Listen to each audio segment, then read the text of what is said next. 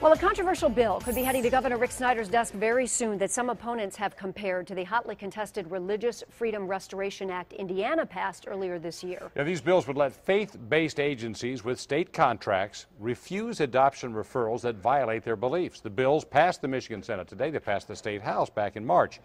Now, supporters say this just codifies an existing practice used by private agencies and protects deeply held religious beliefs. Opponents, however, say the bills are just a form of legal discrimination and ignore children's best interests. Governor Snyder's office said he will closely review the bills when they reach his desk. Joining us now to talk about this, State Senator Rick Jones, who voted in favor of the bills, and Jay Kaplan, the staff attorney in charge of the LGBT project at the ACLU of Michigan. Senator Jones, first of all, what do you say to the people who say this is just another form of legal discrimination? That's absolutely wrong. You know, the faith-based organizations also have First Amendment rights, and there is not one LGBT group that came in and said they had any trouble adopting in Michigan. In fact, they talked about all the adoptions they had and the wonderful families they had. Because there are groups who do these adoptions on a regular basis, correct? Yes, there are various groups. All this legislation did is seek to protect these faith-based organizations. If they go away, I don't know how the state is going to handle all of the children. These organizations have helped Michigan for over 50 years, and they could easily close their door if you try to force them to do something they don't want, just like they have in the state of Illinois, in San Francisco, Boston, and Washington, D.C. Jay Kaplan, you just heard Senator Jones say that not one LGBT group came in to complain. Do you find this is indeed fact, or does this represent what they actually believe? I think the senator's misconstruing. We certainly have heard from individuals who were told that they couldn't find adoption agencies that were willing to facilitate adoption placements or foster placements. Now, this is considered to practice, is what the Senate already said. This is just a codifying, as they put the word, common practice already. Do you think that's true, or is it going to make it harder for couples to adopt? Well, I think if it's a common practice, then it's violating our state constitution. These agencies are receiving state funding, and in essence, they're state actors. And anytime the state subsidizes a particular religious viewpoint, that raises constitutional concerns.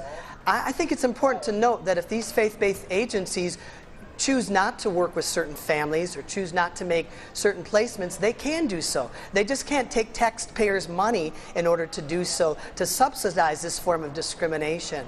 In regards to the senator saying that these agencies will leave if they're not allowed to discriminate, we have more than 70 agencies that provide adoption and foster care placement services.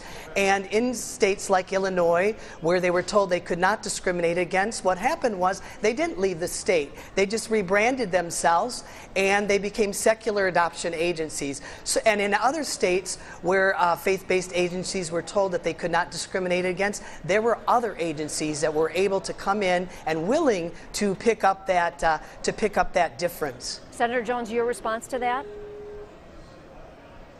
My response is that's ridiculous. What this is an ACLU attack on the churches they don't like. They have rights too, and these children need to be cared for. The real truth of it is, the brutal truth is, it's very hard to adopt a foster child after the age of 3. We need parents out there to adopt. Again, I sat through the hearings. All the LGBT parents that came in with children said, here's the children we adopted, we have wonderful families. They didn't express they were having any problem at all. Jay, let me ask you about that. He brings up there the idea that these faith-based groups do have religious freedom protections. If a religion does not support having a gay or lesbian parent raise a child, should they be forced to offer those adoption services, or are you only opposed to them saying no to that if they are receiving state funding?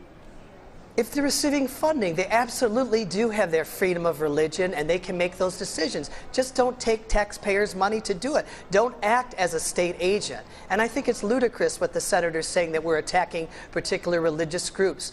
You know, he mentioned the problem. We're trying to get kids out of foster care. We have 3,000 children who are in the foster care system who are considered to be hard to place because of their age and need placements. This bill does nothing to facilitate more placements. This would limit the pool pool of available families and limit the pool of available agencies that would be willing to assist families in adopting these children. It also totally allows an overriding of what's supposed to be the main consideration in making foster and adoptive care decisions. That's what's in the best interest of the law of the child.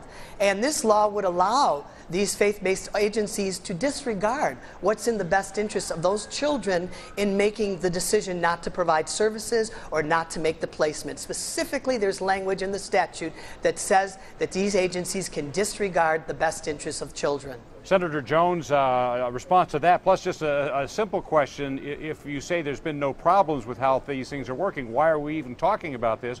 Why is the legislature even voting on this? Because there's a movement by groups like the ACLU to destroy these organizations. They have certain churches they don't like, so they want to take away their First Amendment rights. That's what's really going on. This is an attack on the churches they don't like. This system is working. We want to codify it in statute because we want to keep it. It's worked well for over 50 years. One of my children takes in foster kids. We adopted 2. I'm the grandpa now of a 10 and 14-year-old who were adopted. How many have you adopted, ACLU? Senator Jones, we're going to have to leave it there. And Jay Kaplan, we appreciate both of you being with us today to talk about this, and we will certainly see what the governor does when the bill hits his desk. Thank you. Thank you. Still ahead on the Now Detroit.